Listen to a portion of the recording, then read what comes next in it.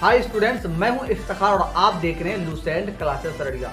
Students, सबसे पहले मैं आप सभी साथियों का फिर एक बार बहुत बहुत स्वागत करता हूं आज की इस क्लास में।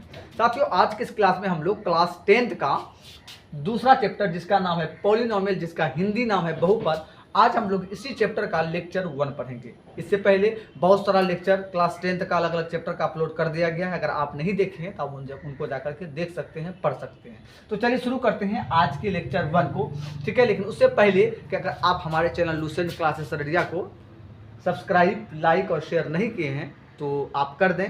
इससे ये होगा कि अगर आप इसको सब्सक्राइब कर लेते हैं, इसका मेंबर बन जाएंगे आप, और जब भी कोई वीडियो डालेंगे तो आप तक पहुंच जाएगा ऑटोमेटिक, ठीक है। तो चलिए शुरू करते हैं लेक्चर 1 को। देखिए, लेक्चर 1 किसका है? पॉलिनोमियल यानी बहुपद।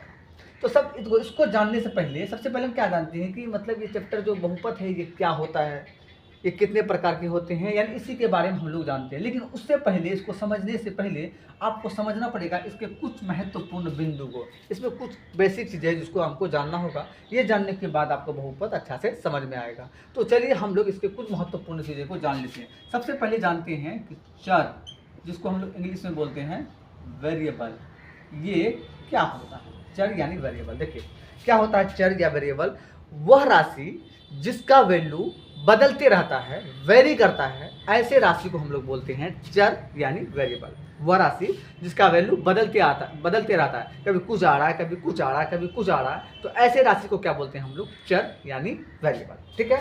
जैसे क्या हो गया मेरा एग्जांपल में A B C D dot dot dot dot X Y Z, मतलब कोई भी लेटर, जितने भी लेटर होता है ना, सारा लेटर का वैल्यू ना बदलते रहता है, चेंज करते रहता है। इसीलिए इन सारे लेटर को हम क्या बोलते हैं? चर यानी वेरिएबल, ठीक है। ये आप देखे होंगे जब कई क्वेश्चन बनाते होंगे तब देखे होंगे कि कभी ए का मान 10 आ रहा है, कभी ए का मान 15 आ रहा है, कभी ए का मान 20 आ रहा था। हम क्या दें, टाइम पर इसका वैल्यू बदलते रहता है। इसीलिए जिसका वैल्यू बदलते रहता है उसको क्या बोलते हैं? चर। यानी जितने भी लेटर होते हैं इन सारे को क्या बोलते हैं हम लोग?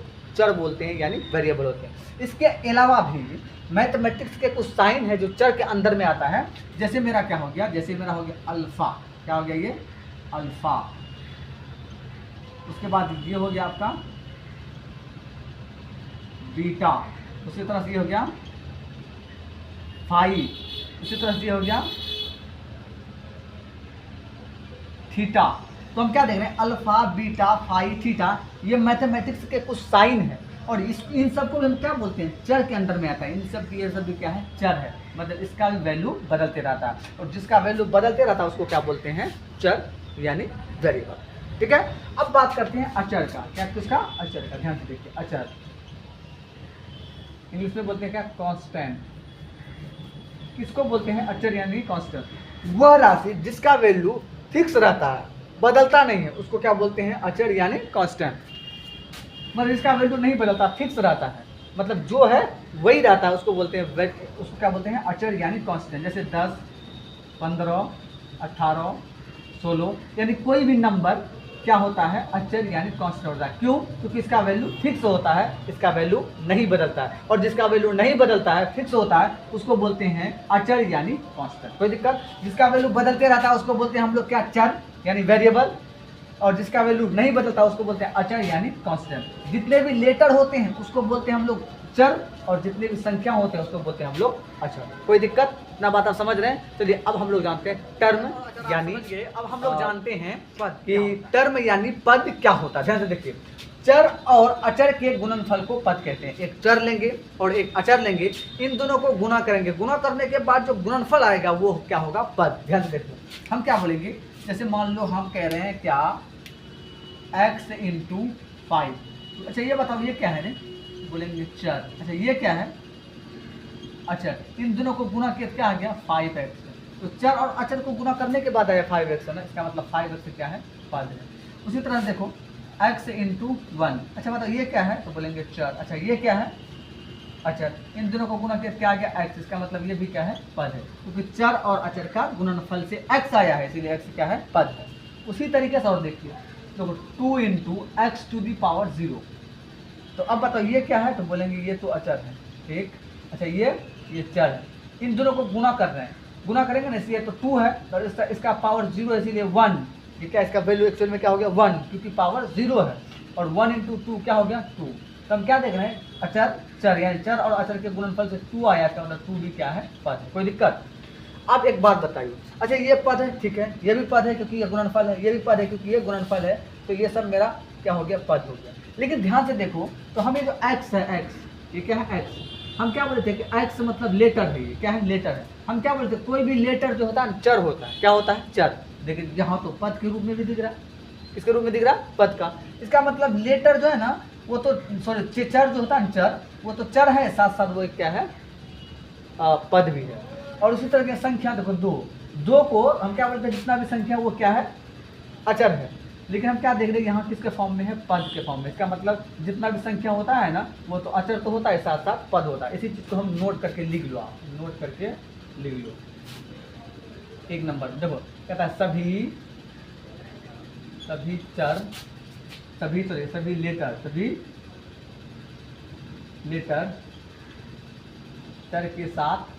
चर के साथ पद होता है, ठीक है, तथा सभी संख्या अचर के साथ पद होता है ना। कहने का मतलब ये हुआ कि जितने भी लेटर है, जितना भी लेटर है वो चर के साथ साथ पद होता है, और जितने भी संख्या है, वो अचर के साथ साथ पद होता है। बात समझ रहे हो ना? जैसे अगर हम बोलेंगे, अच्छा बताओ, A B C D ये सब क्या है, लेटर है ना, सही बात है। तो क्या ये लेटर सब चर है, तो बोलेंगे हाँ चर है, ठीक है। अच्छा चर है तो क्या पद है, तो पद भी है। क्यों? क्योंकि हम आपको दिखाए, जैसे मान लो यहाँ x, ये तो लेटर है लेकिन साथ साथ पद कह रहा है। उसी तरह से मान लो 20 50 60, अरे ये सब संख्या है ना, सही बात है, संख्या है। लेकिन संख्या तो है, लेकिन ये जितना भी संख्या है ये सारा संख्या को हम लोग अचर बोलते हैं। क्या बोलते हैं? अचर, सही बात है। लेकिन अचर के साथ साथ ये एक पद भी है, क्या है, पद है। यही चीज़ ये नोट कहता है। उम्मीद है कि आप अच्छे से इसको समझ रहे होंगे, ठीक है। अब हम लोग जानते हैं पद का गुणांक। तो चलिए जानते हैं आप पद का गुणांक, कोएफिशिएंट ऑफ टर्म। मतलब किसी भी टर्म में जो गुणांक होता है वो क्या होता है, गुणांक। तो चलिए अब हम लोग जानते हैं क्या, पद का गुणांक, कोएफिशिएंट ऑफ टर्म। मतलब किसी पद में गुणांक क्या होता है, ध्यान से देखिए किसी पद में जो गुणा के रूप में होता है ना, उसको क्या बोलते हैं, पद का गुणांक। किसी पद में जो गुणा के रूप में होता है उसको क्या बोलते हैं, पद का गुणांक। जैसे देखो, जैसे हम क्या बोलेंगे, 7x, ये पद है ना, इस पद में ध्यान से देखो तो गुणा के रूप में 7 × x है, सही बात है ना, या ×1 भी बोल सकते हैं, 7 × x × 1 है। तो ये 7 और x और 1 गुणा के रूप में है ना, ये 7 भी क्या हो गया, गुणांक, x भी क्या हो गया, गुणांक, और 1 भी क्या हो गया, गुणांक। उसी तरीके से अगर हम बात करें 7x² y, हम क्या देख रहे हैं इसमें, 7x फिर x फिर y, तो हम क्या देख रहे हैं, 7 और x और y क्या है, गुणा के रूप में है। इसका मतलब 7 क्या हो गया, गुणांक हो गया, x भी क्या हो गया, गुणांक, x भी क्या हो गया, गुणांक, y भी क्या हो गया, गुणांक। तो किसी पद में जो गुणा के रूप में होता है ना वो क्या होता है, पद का गुणांक होता है। कोई दिक्कत? सब गुणांक है क्योंकि सब क्या है, गुणा के फॉर्म में। लेकिन अगर हमको कह देगा पार्टिकुलर, मतलब किसी एक का नाम बोल देगा गुणांक निकालने के लिए, जैसे अगर बोल देगा क्या 2x² y में x का गुणांक, इसका गुणांक, x का गुणांक ज्ञात करें। कैसे करेंगे, देखो क्वेश्चन नंबर 1 कैसे करेंगे। तो इसके लिए हम क्या करेंगे, इसके लिए हम क्या करेंगे, सबसे पहले देखो हम क्या करा, 2x² y में x का गुणांक बताना, किसका, x का। अगर x का गुणांक पूछा ना, हम क्या करेंगे, पहले 2x² y को हम लिख लेंगे 2 × x × y, ठीक है, ऐसे लिख दिए। हमको पूछा किसका, x का गुणांक, तो x का गुणांक पूछा तो x को छोड़ देंगे, ये x को छोड़ देंगे, तो लिखेंगे x का गुणांक पूछा, इसीलिए हम क्या करेंगे, पहले ऐसे लिख लिए, x का गुणांक पूछा है तो हम क्या करेंगे, x को छोड़ देंगे, ढक देंगे, बचा क्या, 2x और y, लिखेंगे 2x y। जिसका गुणांक पूछेगा उसको ढक देंगे, जो बाकी बचा हुआ उसका क्या होगा, गुणांक। उसी तरह देखो दूसरा 7x y, अब इसमें मान लो बोल दिया तुमको और पूछा y का गुणांक है, इसको लिख सकते हैं 7 × x × वाई। किसका पूछा? वाई का गुणांक, कोई बात नहीं, वाई का गुणांक पूछा तो वाई को छोड़ देंगे, तो वाई को छोड़ दिए क्या बचा है? देखो तो वाई को ढक दिए, क्या बचा?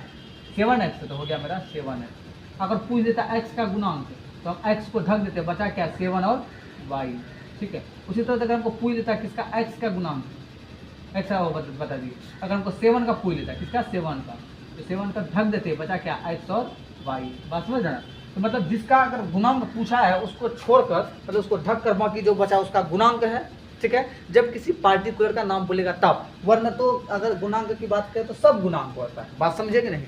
हमें उम्मीद है आप समझ रहे हैं। अगर समझ गए कुछ क्वेश्चन आप बताएंगे, कुछ क्वेश्चन हम देते हैं, बनाएंगे आपके लिए, वर्क के लिए, ठीक है।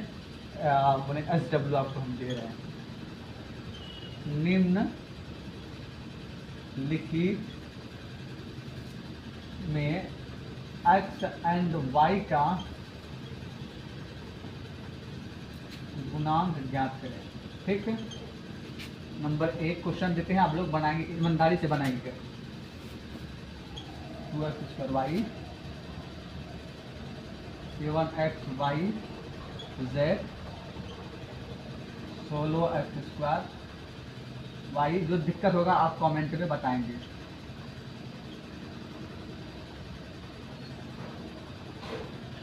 ठीक है, ये आपका वर्क है। आज के लेक्चर हम यहीं तक रखते हैं। हम लोग लेक्चर 2 में हम लोग सीखेंगे आगे की कॉन्सेप्ट और उसके एक्सरसाइज के बारे में, ठीक है। तो आज की क्लास यहीं तक, थैंक यू।